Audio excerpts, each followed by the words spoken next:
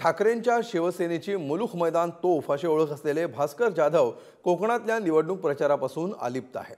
प्रचाराची रणधुमाळी सुरू असताना भास्कर जाधव शांत असल्यामुळे कोकणात वेगवेगळ्या चर्चांना उधाण आलंय। माजी खासदार अनंत गीतेंसोबत असलेल्या वादाची किनार या अलिप्तपणाला असल्याचं सांगितलं जात आहे। बघूया या संदर्भातला एक रिपोर्ट। देवेंद्र फडणवीसांचा बंगला, त्या बंगल्यावर फोन करा, सगळं काय अलबेल होईल। मूळ जनता भारतीय जनता पार्टी ही गुंडांची पार्टी आहे। मी जो लढतोय तो काहीतरी मिळणार आहे म्हणून लढणार नाही आणि लढत पण नाही। आपल्या पक्षप्रमुखाला दिलेल्या शब्दाकरता भास्कर लढतोय। भास्कर जाधव शिवसेनेची मुलुख मैदानी तोफ, उद्धव ठाकरेंचे विश्वासू नेते, सत्ताधाऱ्यांना शिंगावर घेणारे फायर ब्रँड नेते। मात्र याच भास्कर जाधवांची तोफ ऐन लोकसभा निवडणुकीमध्ये थंडावली आहे। भास्कर जाधव हे कोकणातील महाविकास आघाडीच्या प्रचारामध्ये नेहमीच्या हिरिरीने भाग घेताना दिसत नसल्याचं बोललं जात आहे।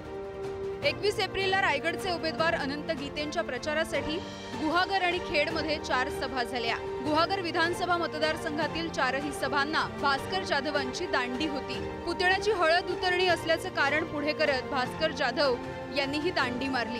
जाधव यांनी अनंत गीतेंच्या प्रचाराकडे सपशेल पाठ फिरवल्याची ही कुजबुज आहे। भास्कर जाधवांनी गैरहजेरी लावल्यामुळे महाविकास आघाडीचे पदाधिकारी आणि कार्यकर्ते संभ्रमात आहेत। याच पार्श्वभूमीवरून पुढारी न्यूजनं भास्कर जाधव यांच्याशी फोनवरून संपर्क साधलाय।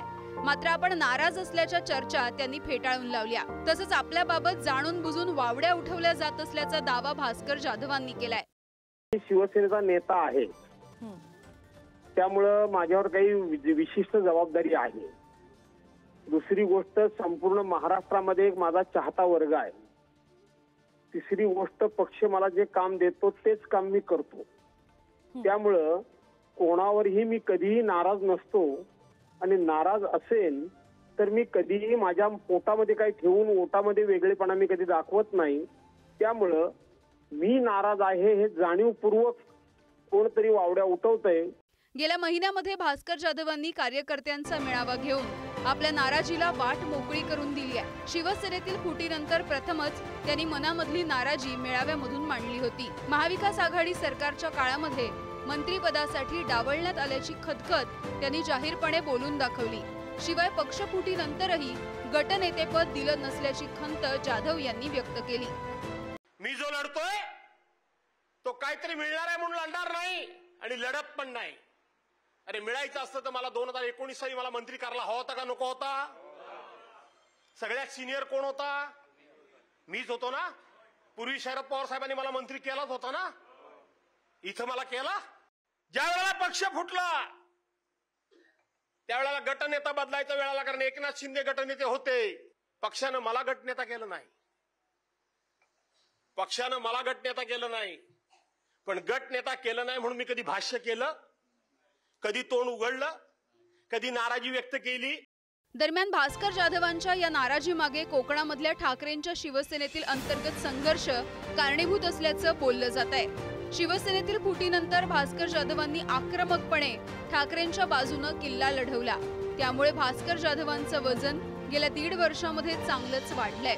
मात्र हीच बाब कोकणामधल्या ठाकरेंच्या शिवसेनेमधल्या वरिष्ठ नेत्यांना खटकल्याचं बोललं जात आहे। कोकणामध्ये ठाकरेंच्या शिवसेनेमध्ये 2 गट पडले आहेत। विनायक राऊत आणि अनंत गीते एका बाजूला तर भास्कर जाधव दुसऱ्या बाजूला। पक्ष संघटनेच्या कामामधून डावललं जात असल्याची भास्कर जाधव यांची तक्रार आहे। निलेश राणेंकडून झालेल्या दगडफेक प्रकरणामध्ये वरिष्ठ स्तरावरून सहकार्य मिळालं नसल्याचीही त्यांची भावना आहे। स्वतःला चिपळूण तर मुलाला गुहागरमधून उमेदवारी मिळावी असा जाधव यांचा प्रयत्न असल्याची ही चर्चा आहे। मी जाधवांवर तोपर्यंत बोलत नाही जोपर्यंत जाधव आमच्यावर बोलत नाही। जाधव बोलले की मी बोलणार, उलट सुलट। माझं काय कोणाशी, मी कशाला गेलो होतो साहेब गुहागरला? ते ज्या शब्दात कणकवलीत बोलले होते त्याचं उत्तर द्यायला तिकडे गेलो होतो, बरोबर आहे ना? सगळ्यांनी नीट राहावं, मी नीट राहणार। माझा स्वभाव नाही साहेब, मी समोरून कोणाच्या अंगावर गेलो नाही, पण आला की सोडायचं नाही, हेही संस्कार आहेत। काही सभेला अनंत गीतेंसाठी ज्या महाविकास आघाडीने सभा घेतल्या त्याला एकालाही भास्कर जाधव आले नाही, कसे पाहतात तुम्ही याकडे? त्याला मला असं वाटतं ज्येष्ठ नेते भास्करराव जाधव त्या ठिकाणी उत्तर देतील, मी त्याचं उत्तर देणार। भास्कर जाधवांनी आपली राजकीय कारकीर्द शिवसेनेमधून सुरू केली. 2 वेळा आमदारकीसह विविध पदं त्यांना मिळाली.